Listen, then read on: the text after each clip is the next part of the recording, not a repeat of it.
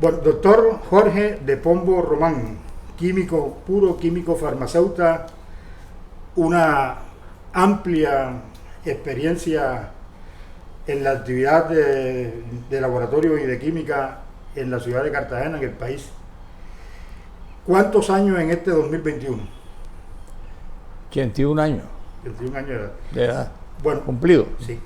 Usted, que es un auténtico exponente de lo que ha sido la iniciativa familiar, comercial e industrial de Cartagena y Colombia, por la impronta histórica, bueno, de su árbol familiar, ¿podría contarnos algo de la historia del pleno desarrollo de la actividad boticaria, aún marcada por la impronta homeopática y de síntesis química que nos dejó la Ilustración, especialmente después de la expedición botánica en el plano cartagenero, y que bueno, tuvo como un punto de partida grande el naufragio de un onubense, don Manuel Román y Picón, en territorio de Galera Zamba? Sí, don Manuel salió de Palos de Moguer con destino a Perú. En esa época la quina estaba en boga, entonces él, con la curiosidad propia de un químico, quiso conseguirla, pero había problemas, recién la independencia, y él, de español, se embarcó de todas maneras, inclusive en contravía de sus parientes, su padre y su madre, por razones obvias. Entonces el galeón se llamaba México, salió de Palos de Moguer a finales de enero de 1834, llegó a América, paró en Venezuela y luego vino a Cartagena, donde tenía que hacer un transbordo a Panamá y luego cruzar el istmo hasta llegar a Perú. Pero naufragó cerca a Galera Zamba, en un sitio que es una piedra que en baja mar se puede ver fácilmente de la playa, que le llaman Uña de Gato. Ahí naufragó y llegaron varios, ahí se vinieron un apellido Vergara, Fuente, varias personas. Manuel Román se hizo amigo de un sobrino del marqués de Valdehoyo, quien venía a estas tierras a ver qué podía salvar de las pertenencias que le habían confiscado a su tío. Entonces naufragaron y llegaron hasta Cartagena. En Cartagena, obviamente, ellos perdieron toda la documentación que habían traído, sobre todo Manuel. Pero el sobrino de Marqués de Valdehoyo tenía como referencia a un señor que había sido o era el gobernador del distrito de aquí, de Bolívar. Entonces los acogieron. Él era una persona muy rica, y ahí se conoció con la hermana de este señor, y la cual tenía un colegio que se llamaba la Academia del Bello Sexo, es decir, de niñas. Entonces lo pusieron de profesor de matemáticas y de caligrafía. En ese colegio conoció a la señorita Polanco, eran dos hermanas. Entonces se enamoró de ella, tenía 14 años y medio, y le escribió una carta al señor general José Hilario Polanco, en esa época, carta que yo en su momento pude ver en el laboratorio Román, que habían 3 cajas fuertes llenas de documentos muy importantes. No sé qué se hicieron actualmente, porque en realidad hoy en día poco o nada las nuevas generaciones les importa la historia. Entonces la carta muy simpática decía al señor general José Hilario Polanco que le pedía permiso para visitar a su hija Rafaela, porque había quedado prendado de ella. Yo pues reaccioné en ese momento y le pregunté a mi papá y mi tío, que es una barbaridad. Digo, no, ya las muchachas luego de 6 meses de su primera menstruación podían casarse, y así fue.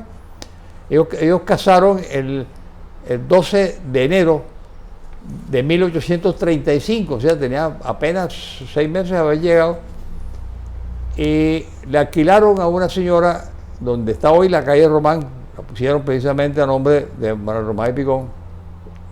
Tenía su laboratorio en la parte de abajo de la casa y arriba vivía la señora, la dueña. Esa señora falleció, pues ellos fueron muy contemplativos con ella y le dejó a ellos la casa y muchas pertenencias, muchas casas, e inclusive le dejaron todo lo que es de donde comienza de la muralla hacia abajo, Crespo, Marbella, todo eso hacia abajo, incluyendo a Chambacú y otras pertenencias. Entonces don Manuel... Perdón, eso era lo que se llamaban los terrenos de Cruz Grande antiguamente. Sí, claro, sí. Claro.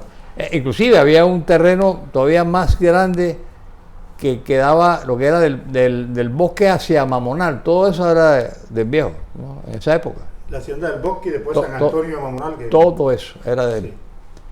Sí. Y bueno, inclusive muerto don Manuel le dejó la casa y todas esas pertenencias de Crespo hacia abajo, el Cabrero hacia abajo, a Soledad, que era la hija mayor. Sí. Bueno, pasemos ahora a lo que es el desarrollo y el apogeo de uno de los establecimientos con mayor valor histórico, no solamente de Cartagena, sino del país, la Botica Román. Sí. El entorno ese de transición que significó en Europa la incipiente industria farmacéutica, la aparición en Cartagena de un personaje ocañero o cucuteño, usted me hará la cucuteño, sí. Juan Salas Nieto, que era una especie, según los comentarios que se han escuchado y de los registros históricos, como una especie de chamán, culebrero, que sí. vendía cosas, sí. Y que vino pues con una cosa que se llamaba la famosa curarina, que fue uno de los productos estrellas y que significó probablemente el auge industrial del laboratorio Román, premiado en exposiciones en París. ¿Qué nos puede contar de este Sí, eso fue un éxito y fue hasta hace poco, prácticamente. Eso son tres bejucos propios de la zona, sí, llamados aristoloquias serpentarias. De eso se hace un extracto y se vende como curarina, se vendía. Salas Nieto le vendió a don Manuel la franquicia y el nombre, y se siguió trabajando inclusive hasta la época en que estuve yo en el laboratorio. Obviamente que aún se usaba, hay estudios que demostraron que esa era efectiva contra la picadura de la culebra si se daba a tomar y se untaba. Eso tiene, además de la aristoloquia serpentaria, que son tres tipos, ¿no? Tiene una semilla originaria de Chocó que se llama cedrón. Eso, una semilla grande, tipo un aguacate, y adentro había una almendra. Esa almendra se procesaba, se hacía tintura y se le añadía a la curarina. Esa, toda la vida hubo registros de que se servía para picadura de todos los insectos. Era amarga, ¿no? Y hasta hace poco, inclusive, a mí me tocó enviarle todavía a un laboratorio alemán que estaba en Stuttgart, que era de un alemán que trabajó en el laboratorio Román durante muchos años, hasta el año, esos alemanes estuvieron hasta el año 1937, 38, cuando llegó Hitler a poder, se fueron a Alemania, y todavía en los años 60, finales de 60, tenían ese laboratorio en Stuttgart. Mi tío Enrique lo visitó inclusive allá, y le hacían inclusive no solamente líquida, sino también una crema. El laboratorio todavía usaba, se fueron eliminando, no sé por qué,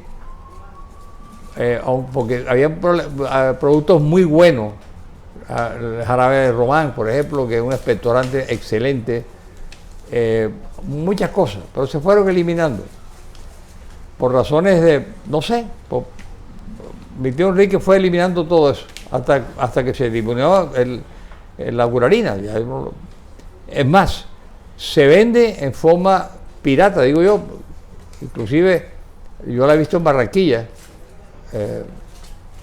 Alguien, después que yo salí, se robó la fórmula y la produce en algún laboratorio que desconozco.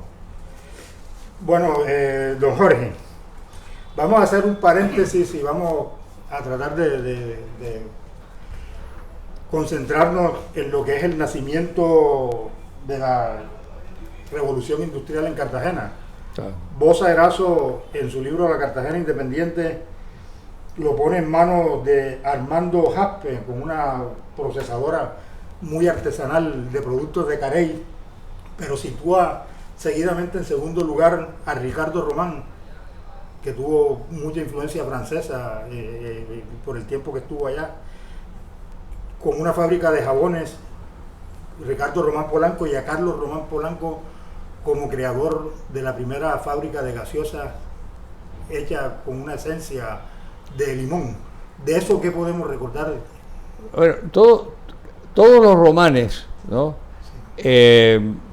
Han tenido la vocación de farmacéuticos, fueron entrenados por su padre, inclusive cuando Cartagena cumplió los 450 años, yo saqué un escrito en el Espectador y en el Universal donde hablaba de quienes se entrenaron en los laboratorios romanos en cuanto a farmacia. Y apareció mucha gente, ¿no? En cuanto a la parte industrial, sí, han sido inquietos. Carlos Román Polanco producía una bebida que se llamaba limonada Román, pero no era limonada, o sea, era un sabor que importaban de una firma inglesa, Lipington. Pero cuando llegó los conflictos en Europa, la guerra, dejaron de enviarla, entonces él sencillamente se retiró. Entonces mi abuelo, Enrique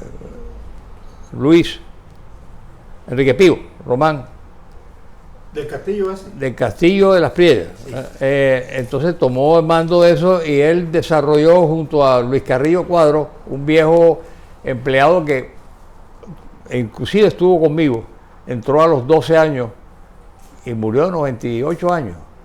Entonces desarrollaron lo que es la cola Román, que en esa época había una cola Walter, ellos le pusieron cola en copia de la cola granulada JGB que se hacían en la época.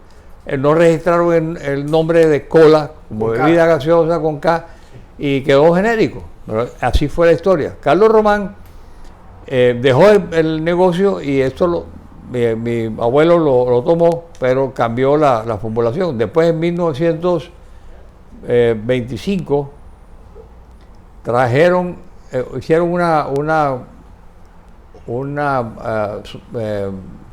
sociedad con una empresa americana y entonces trajeron equipos y comenzaron a producir la naranja Román y otros productos, pero la cola siempre fue en la delantera. Y eso se hizo con mucha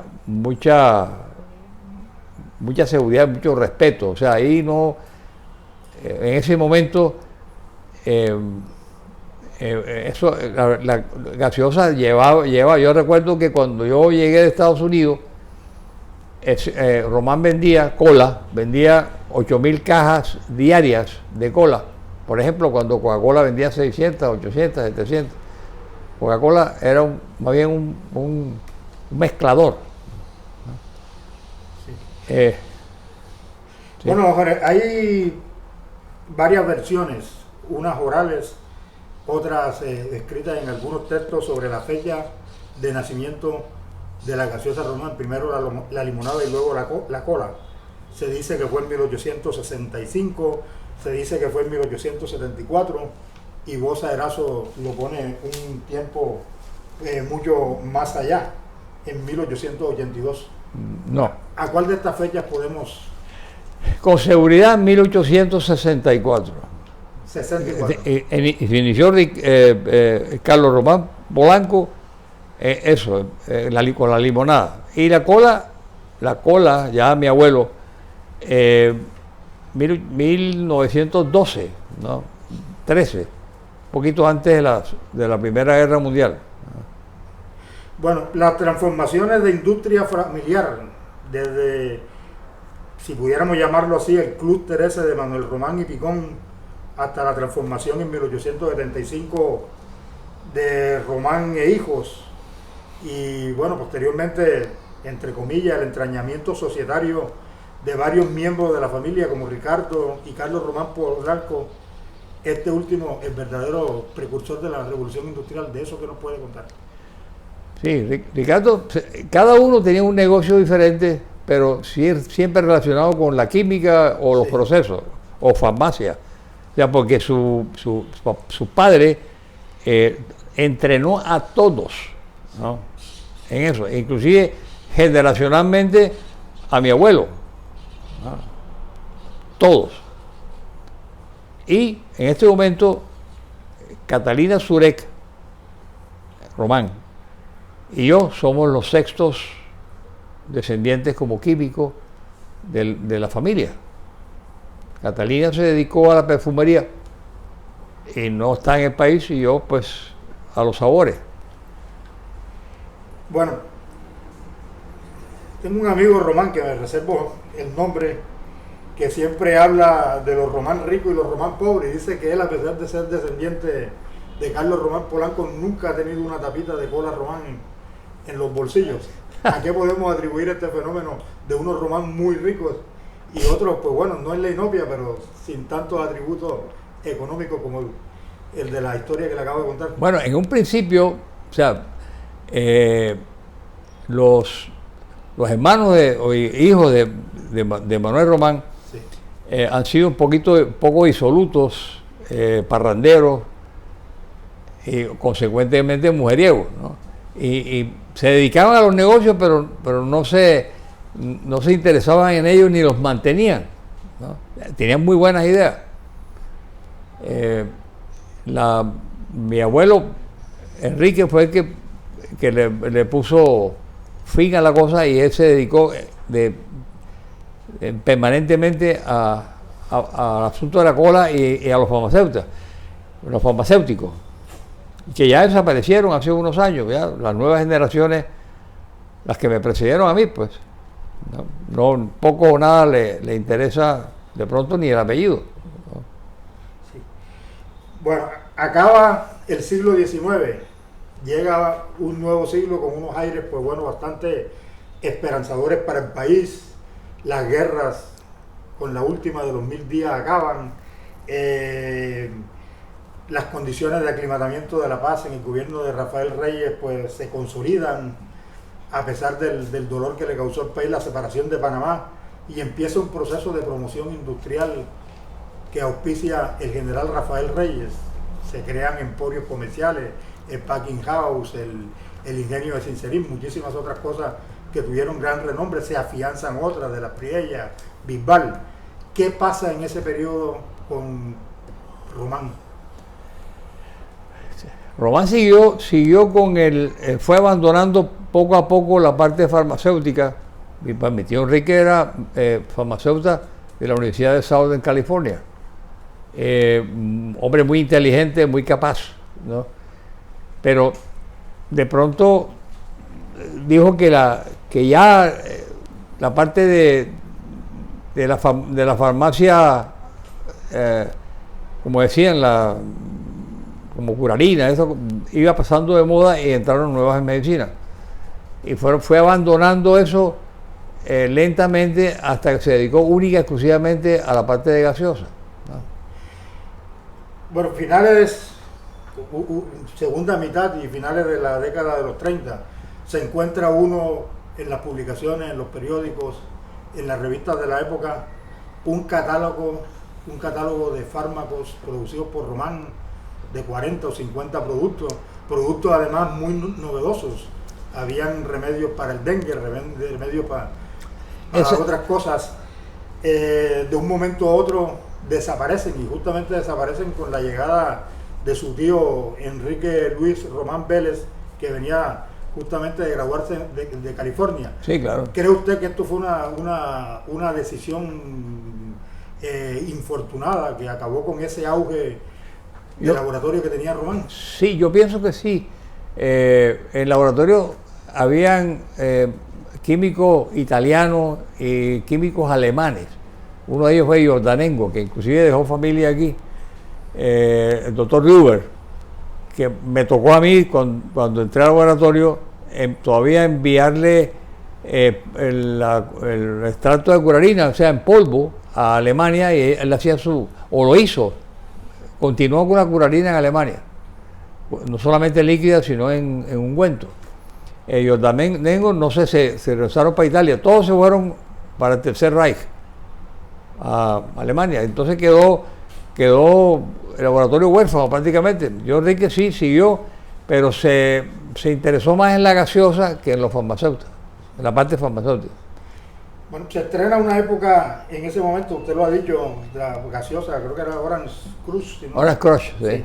Si no estoy mal, posteriormente en Bogotá hubo una asociación con la Pepsi-Cola y otras asociaciones de franquicia de gaseosa. Creo que con Canada Dry se hizo en algún momento con los gallos un intento de asociación. Con los gallos ellos ofrecieron, sí. Con Vicente. Bueno, de esta época, ¿qué puede contarnos? O sea, sí. Estamos dejando lo que era la farmacéutica y entramos lo que usted puso ahora, el negocio de la gaseosa. De la gaseosa, bueno. ¿Qué viene aquí después de esto? La planta de Pepsi Cola, ellos embotellaban Pepsi Cola, tenían franquicia de Pepsi Cola en Bogotá. Y entonces embotellaban Román y iba muy bien. De pronto puede ser descuido de nuestra parte, ¿no? De no haber vigilado la venta de gaseosas Román, de cola, porque se vendía. Lástima, ¿no? Porque yo recuerdo eso, recuerdo vagamente, pero lo recuerdo. Después mi tío Enrique le puso el hombro nuevamente a la Cola Román y entonces hizo equipo de béisbol, Cola Román, y se despertó bastante la marca, ¿no? De pronto hubo un error en cuanto a cuando se hacía la propaganda, si no se le pagaba a los locutores, entonces no decían Cola Román, sino los gaseosos. La idea era que la marca quedara en firme y quedó. Posteriormente a eso, pues ya cogieron fuerza, Postobón entró acá, poquitas ventas, Lux no había entrado. Luego hubo la compra de Lux comprando a Postobón, y entonces se situó la competencia violenta en una época, eso me tocó a mi parte, en que se recogían, por ejemplo, Lux se recogía botellas de Román o Postobón, cualquiera de los dos. Ellos eran accionistas de Peldar. Y entonces le aguantaban la entrega de botellas. Es decir, una guerra sucia que ellos tenían, y eso se terminó. Yo intervine en eso en una forma indirecta. Yo le dije a mi tío Enrique, si tú me autorizas, yo hago un experimento. Entonces yo conseguí una metilamina, que eso, si no tiene las condiciones de humedad y temperatura, no huele a nada. Pero con temperatura y humedad huele a tripa de pescado. Entonces yo busqué en esa época estaba la minifalda de moda, una muchacha, unos muslos bonitos, y entonces venía la muchacha entraba a la tienda y el tendero estaba pendiente de la muchacha y el otro cogía y le ponía el líquido a las botellas, ¿no? Y a poco tiempo se salía el olor a pescado y estaban desesperados. Ellas tenían que recoger sus botellas y romperlas. Entonces llamaron a mi tío Enrique y dijeron, ustedes dejen de tirarle esa porquería a mis botellas y yo no vuelvo a recoger más. Y ahí se terminó la cosa. Bueno, ahora no es como que muy paradojal que después de esta guerra sucia industrial entre las dos familias de más tradición en las gaseosas, terminaran unidas por matrimonio, una hija de Teresita con un hijo de Carlos Ardila? No, una hija, no, el hijo de Carlos Ardila casó con una hija de Enrique Surek. De Enrique, sí, Teresita. Sí. Teresita Román. Sí, pero ya las cosas habían cambiado muchísimo. Pues yo logré conocer bastante a a Carlos Atila. Carlos Julio. Carlos Julio es un tipo muy, muy simpático, muy abierto, es un empresario de primera. Hasta el último día de su vida peleó. Y bueno, él pues tuvo una mentalidad más comercial y fue comprando y se hizo lo que es Postobón, ¿no?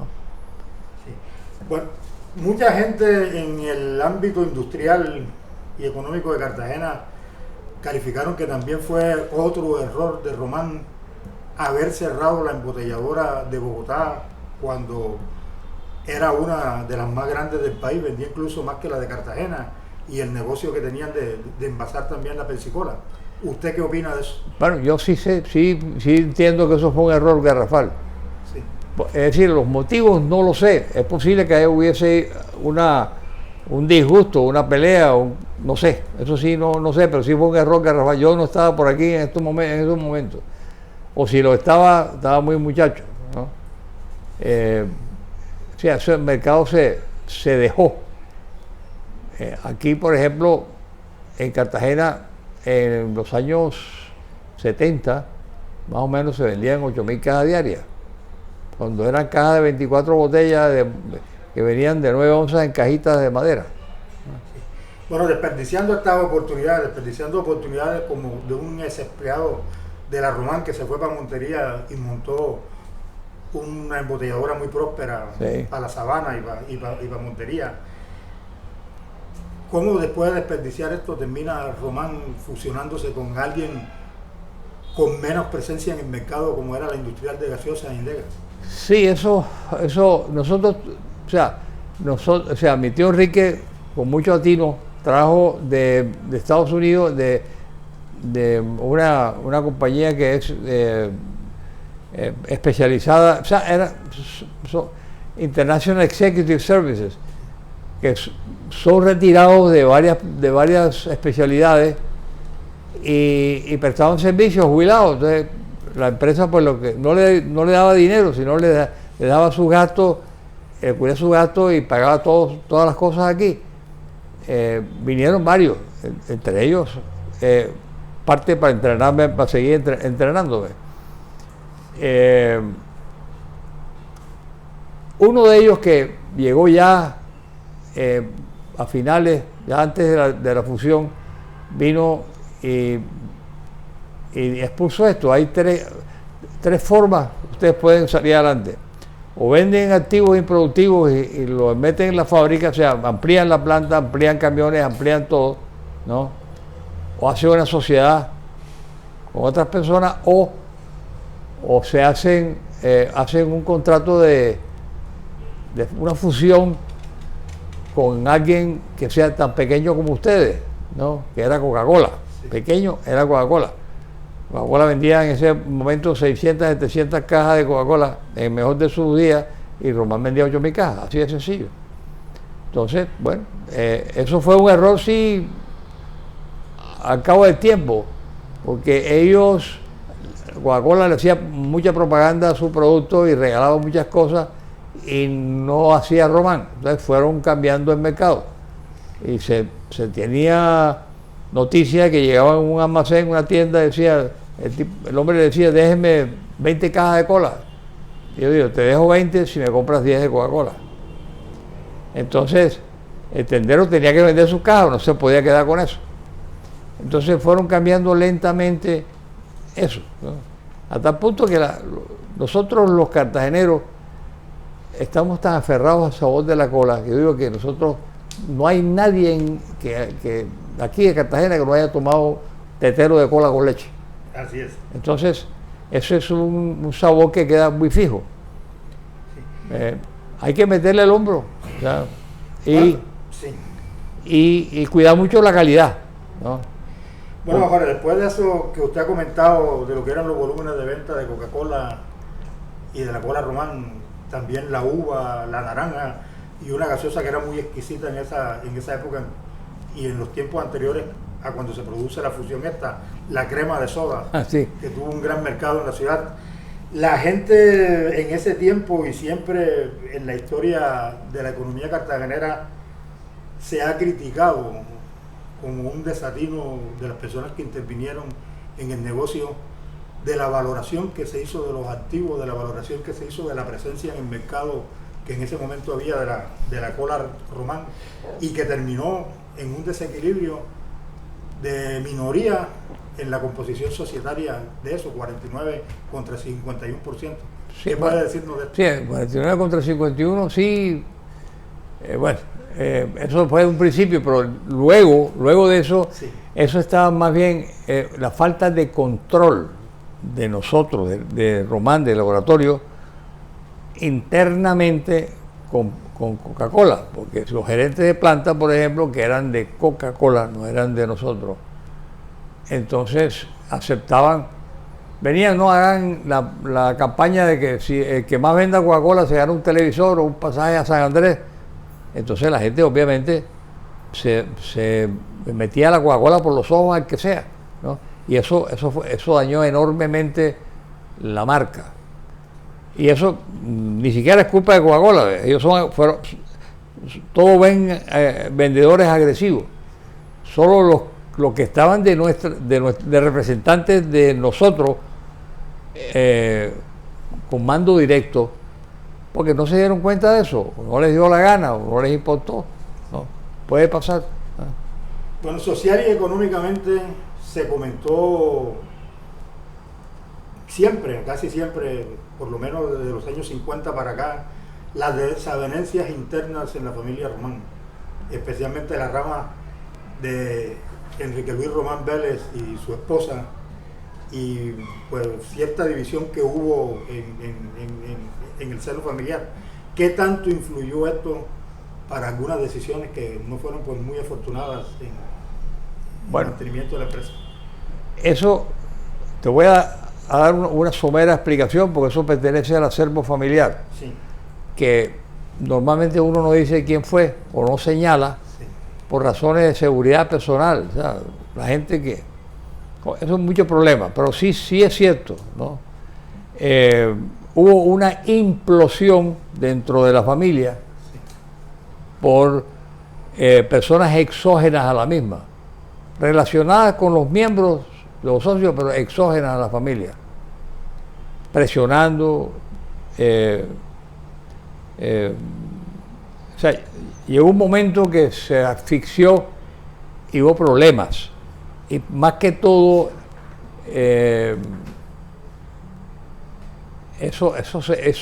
eso nos llevó a la empresa a tomar decisiones erradas, ¿no? O sea, falta cuidado. Falta de cuidado porque de pronto el gerente de turno era de pronto miembro de la sociedad Román, y de pronto creía que vendiendo más Coca-Cola era más personas. No tengo ni idea, porque la condición humana es complicada, ¿no? No vigiló su bolsillo, pero vigiló bolsillos ajenos.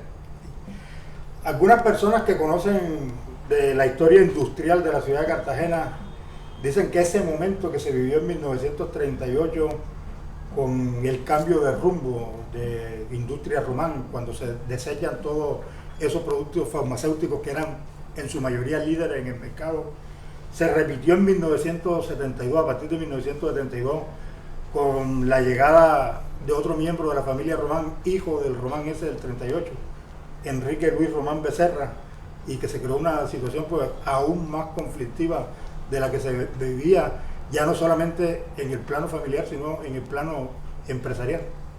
Sí, en plano empresarial y en el plano personal, Sí. ¿no? Porque hay cosas que no se dicen, ¿no? Sí. Yo no puedo calificarte el hecho, pero sí puedo decir que intolerante, ¿entiendes? De pronto. Sí. Yo soy el que mando, yo tengo el garrote y los dueños de la otra marca presionando y dándole viento, o sea, hágale, ¿no? Puede ser, ¿no? Sí. Se dice que bueno, que se creó un ambiente tan tenso que era una pelea contra todos, incluso cuando se traslada el manejo de los negocios de Román para Barranquilla, al gerente de ese entonces, Enrique Luis Román Becerra, con los conflictos con el sindicato, los conflictos con internos de la empresa, los conflictos familiares, en alguna oportunidad le hicieron unos tiros y se formó una situación pues bastante complicada, que tuvieron que traérselo para Cartagena. Sí es cierto, sí es cierto. Inclusive aquí también hubo problemas, pero acá pues había más personal conocido o más personal viejo de la familia, ¿no? Sí. Pero sí. Bueno, ¿cuál es la situación del negocio hoy y el papel de la familia Román en el rezago de una industria familiar que fue muy próspera, que fue pionera en el país? Bueno, yo he estado fuera del país muchas veces, mucho tiempo, y fuera de la ciudad de Cartagena. Me he sorprendido enormemente de que la casa que era del Laboratorio Román, que eran del Marqués de Villalta, eran 3 casas, ya van a ser o hicieron un hotel. No sé dónde está el laboratorio en este momento. En este momento, y me gustaría que alguien me lo dijera, no está. Ya no venden. Hace un tiempo un odontólogo amigo me llamó, me dijo, hombre, ¿dónde puedo conseguir agua destilada? Que sea fiable. Le digo, no, ahí en el laboratorio te lo hacen. Yo conozco el destilador. No, ahí no venden ya agua destilada. Ah, caramba. Sí. Eso fue la sorpresa que a mí me dio, ¿no?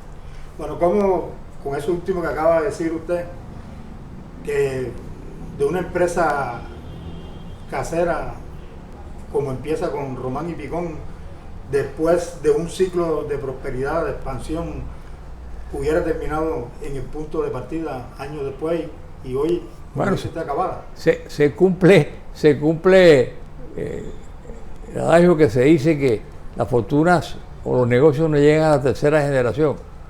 Lo que pasa es que cuando los miembros de la familia toman en matrimonio a gente de fuera, que no conocen ni siquiera la idiosincrasia de la ciudad, de los cartageneros, ¿no? Entonces implosionan. Bueno, en antaño en Cartagena, cuando había cosas secretas que contenían una información valiosa, siempre la gente aludía, pero bueno, eso que tú tienes ahí guardado es tan importante como los archivos de los jesuitas y las cajas fuertes de los romanos.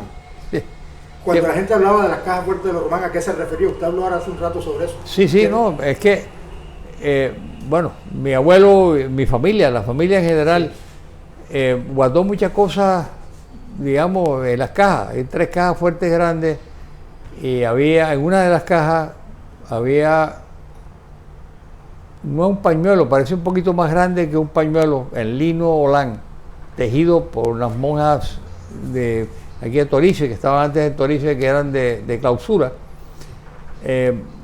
Soledad hizo que le tejieran con el cabello de Núñez el escudo de Colombia. Y eso estuvo en el laboratorio, yo lo conservé mucho tiempo en mi casa, en mi caja fuerte, para que no se desapareciera. Después, cuando se fundó la casa de Núñez, el Museo Núñez, entonces, pues mi mamá dijo, bueno, hay que entregársela a la casa de Núñez, porque eso no es de los Román, eso es de Cartagena y del país. Yo la entregué y bueno, no sé, se desapareció, no sé si ponte un ratero honrado, porque todo puede pasar en esta ciudad, ¿no? La hicieron desaparecer porque no tiene pista, yo no sé ni dónde está, alguien se la llevó a su casa, o la vendió, pues no sé. Bueno, ¿qué me puede responder frente a la mención de los siguientes nombres en el desarrollo social y económico de la familia Román? El de Rafael Núñez es conocido, el de Juan Salas Nieto ya lo mencionó, Luis Carrillo Cuadro. Eso es un hombre excepcional. Entró a trabajar a los 12 años con mi abuelo, ¿no? Sí. Y fue su mano derecha todo el tiempo. Cuando yo llegué a Estados Unidos, que me ingresé a la empresa, mi tío Enrique me dijo, guíate por él, porque él es el que sabe de todo, ¿no? Él sabe cosas que no ha aprendido en la universidad, y así fue la experiencia, ¿no? Sí. Bueno, tenemos otro nombre, usted también lo mencionó ahora, el doctor Rúger, que junto con otro personaje de la ciudad de Cartagena, Hans Niesmüller, el fundador de la clínica Niesmüller, que después se convirtió en la clínica de Manga, Sí. Tienen la fama de haber sido los que sembraron la semilla del fascismo y del nacionalsocialismo en Cartagena, en la cual algunos miembros de la familia Román tuvieron un desempeño pues bastante vistoso, los metieron en la famosa lista del gobierno norteamericano. Del doctor Rüger, ¿qué puede comentarnos, don Jorge?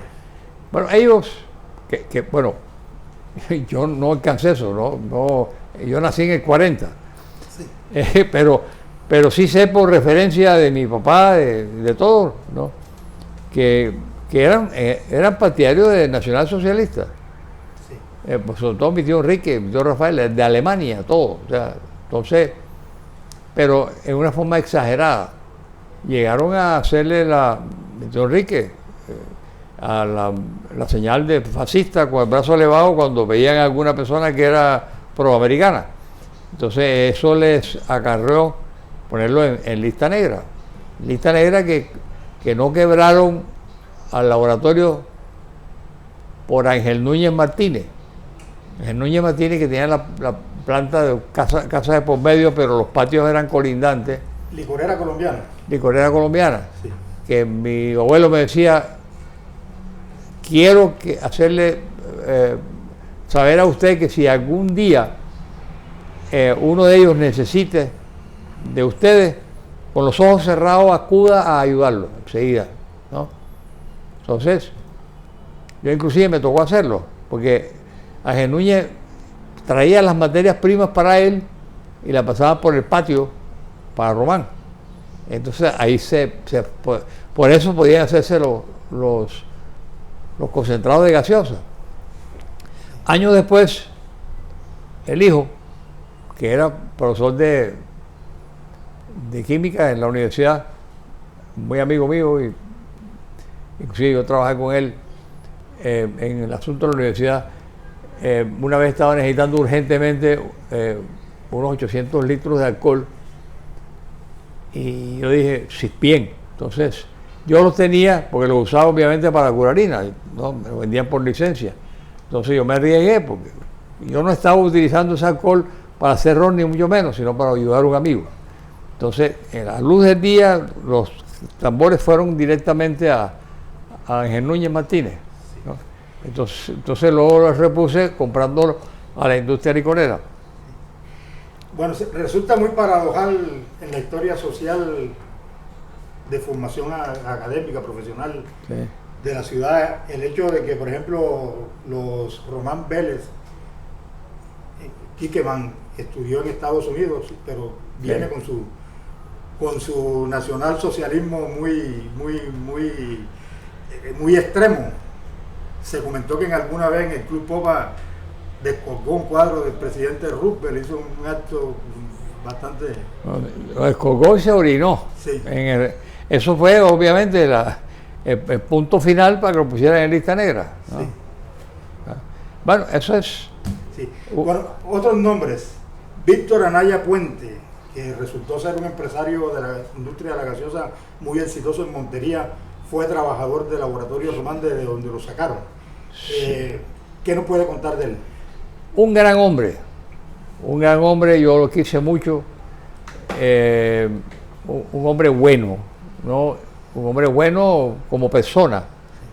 Hizo montó la planta de Montería, inclusive yo me dediqué a ayudarlo, porque Montería era las calles de cascajo, el acueducto era un desastre.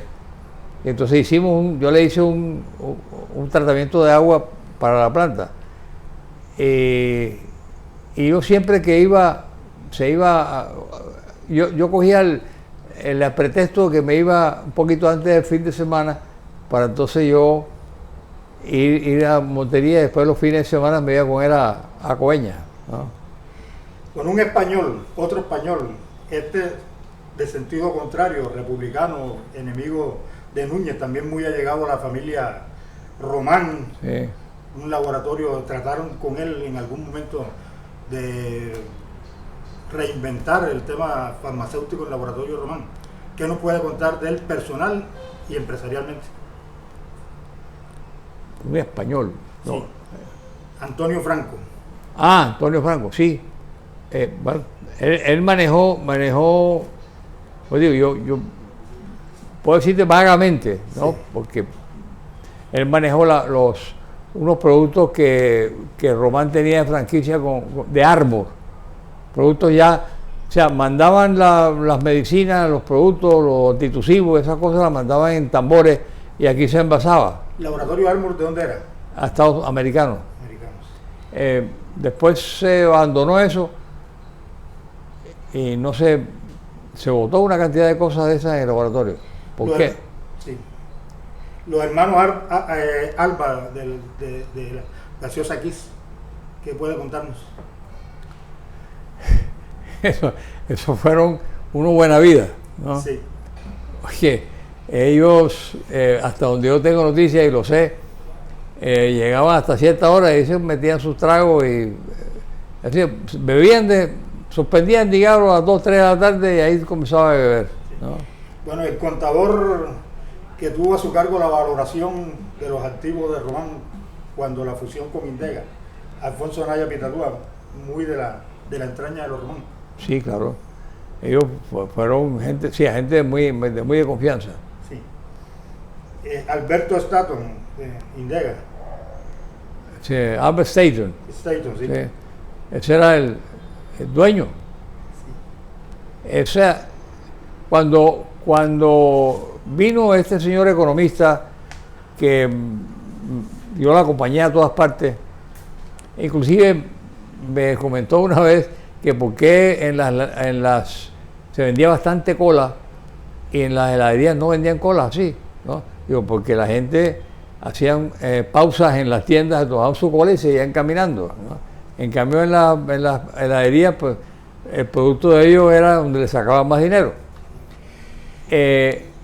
Este señor que vino de International Executive Services, en la parte de economía, que trabajó con Albert Staton, él trabajó en Coca-Cola Norte, o sea, Coca-Cola, la zona de Nueva York, para arriba. Y Staton trabajaba con él, lo conocía y me dijo, mira, lo más sano es hacer una unión entre Staton, de Coca-Cola Colombia, y ustedes, ¿no? Entonces, lo llamamos desde la oficina de Coca-Cola a él, yo hablé con él y me dijo, yo voy enseguida para Cartagena, y se vino. Entonces se hizo una reunión, mi papá, Alfonso Surek, mi tío Rafael, mi tío Enrique, y se acordó hacer la unión, ¿no? Entonces, ahí se incorporaron gente de Román, de confianza, y se incorporó gente de Coca-Cola. Bueno, ¿qué se puede decir de lo que ha sido la trayectoria, la parábola esa de Román? Primero dueño, después socio, y ahora como el caso de Sergio Londoño Surek, empleado de la Coca-Cola. Bueno, O sea, la lectura al proceso, ¿qué lectura? Bueno, eso sí no sé yo, porque ya con los colaterales, Sí. no sé, él en forma independiente, porque que yo sepa, él no perteneció a la organización, Sí. como Industria Román o como Cola Román. Es posible que bueno, que se consiguió esa plaza. Coca-Cola tenía o tiene 2 puntos álgidos, México y Atlanta. Yo iba a ambos como laboratorio, o sea, como a ellos. En Georgia. En Atlanta, sí. Sí. Y México se ocupaba más que todo de la parte de Sudamérica, pero había que... Estaban unidos los dos. Sí. Bueno, algunos analistas de la historia económica de la ciudad de Cartagena han dicho que el desenlace que tuvo la grandeza de Industria Román empezó en el momento en que empezaron a meter el producto de los excedentes industriales en la actividad agropecuaria, como fue por ejemplo cuando adquirieron el Ceibal, cuando escribieron Río Dulce, que se lo compraron a Evaristo Suldiz, los terrenos en Galera Zamba y finalmente, pues bueno, el Cortijo, aquí a la subida de Turbaco. ¿Usted qué opina de eso? Sí. Bueno, las tierras eran... Perdón, proceso igual que pasó, por ejemplo, con su otra rama familiar, los de Pombo, con lo que sucedió en Verástegui. Sí, en Verástegui fue un robo a mano armada. Sí. Es cierto, la gente no quiere, o sea, la familia a veces no quiere ni mencionarlo, pero a mí no me importa, a mí no me da miedo decirlo, y es verdad, en la parte de robo de Rojas Pinilla del Ingenio. Ahora, las tierras fueron heredadas por Berlejanía, de mi abuela. Sí. En una época se manejaban independientes y después se asumió a laboratorio, ¿no?, para mayor control. El Ceibal había esas fincas de 2000 y pico hectáreas son difíciles de manejar en estos días. O sea, hoy hubiese sido casi imposible, ¿no? Estaba la de... Había mucha tierra, inclusive había un terreno muy grande en el bosque, ahí pegado a la fábrica de licores, de la industria licorera de aquí. No sé por qué se vendió, no había que haberlo vendido, porque eso ahora vale mucho dinero. Y hubiese sido un sitio muy clave en este momento para montar las plantas de gaseosas ahí, porque ahí podían embarcarlas, ¿no?, hacia afuera, ¿no? Cortijo estuvo en manos nuestras hasta hace poco. Cada uno después recibió su terreno, su pedazo de tierra, y no sé, hay unos que lo han vendido, otros que no sé. Yo de la parte de familia sí estoy totalmente desconectado, porque yo soy un satélite de eso, no tengo ni quiero, ¿no?, porque no me llevo, o sea, no vibramos en la misma frecuencia, ¿no? Hay muchas cosas que se dice que no son ciertas, y yo estoy dispuesto a rebatirlas en cualquier momento, ¿no? Había un castigo permanente, castigo de lengua, que es peor, contra mi tío Rafael, ¿no? Popular Fucho, un hombre, yo lo quería mucho, era un hombre multifacético, nunca estudió una profesión, pero era muy leído. Él quería estudiar en Alemania poco antes de la guerra, y como había preparativos de guerra, mi abuelo se negó. Entonces él sencillamente se enclaustró en la casa, no quería salir, estuvo como 2 o 3 años metido ahí. Entre tanto estaba leyendo y no salía. Él era el que manejaba la finca. Yo nunca he sido finquero, yo me atrevo a decir que no sé cuál es la diferencia entre un toro y una vaca. Ellos son especialistas en eso, ¿no? Estuvo en el Cortijo hasta su muerte.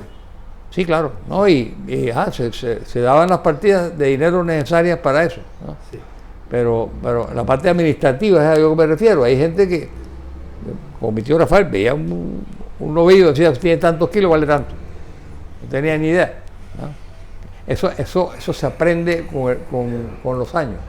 Bueno, don Jorge, después, de esta historia un poco resumida de la trayectoria industrial, comercial y familiar de los Román, en este momento, como están las cosas, ¿cuál cree usted que es el futuro?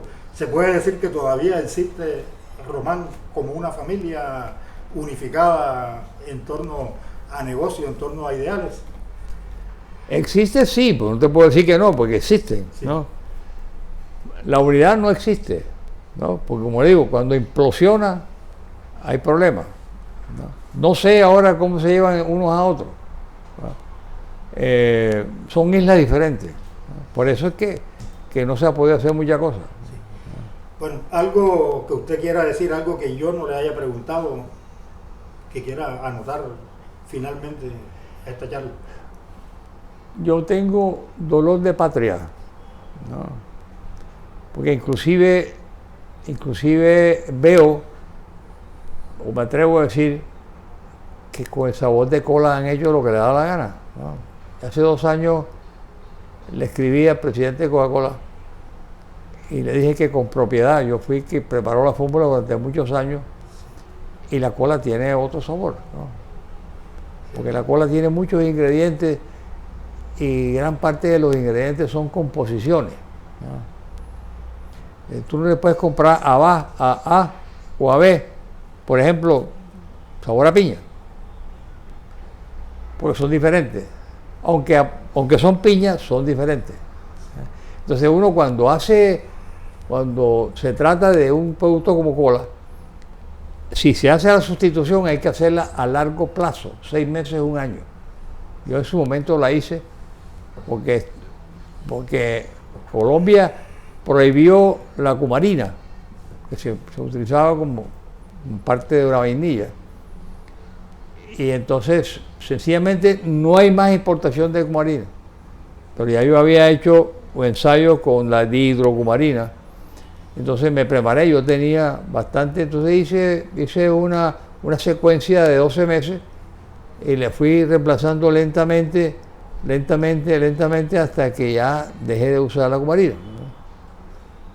La cumarina dice que es un veneno, claro, si te tomas 2 cucharadas de cumarina, o sea, lo usan para matar ratones, pero eso no, o sea, toda cosa, cualquier químico, el mismo ron, se mete uno un litro así de un tajo y está listo, ¿no? Pero para eso se necesita experiencia. Los sabores no se estudian en una universidad. Uno adquiere los conocimientos químicos y después se entrena en eso, ¿no? Yo recibí parte de mi entrenamiento en el laboratorio final en el laboratorio y el resto en Estados Unidos, ¿no? Bueno, don Jorge, muchas gracias por esta charla histórica muy coloquial. Esperamos que podamos desarrollar en esta visita a Cartagena de Indias suya otros temas de importancia histórica de la ciudad. Claro, con muchísimo gusto.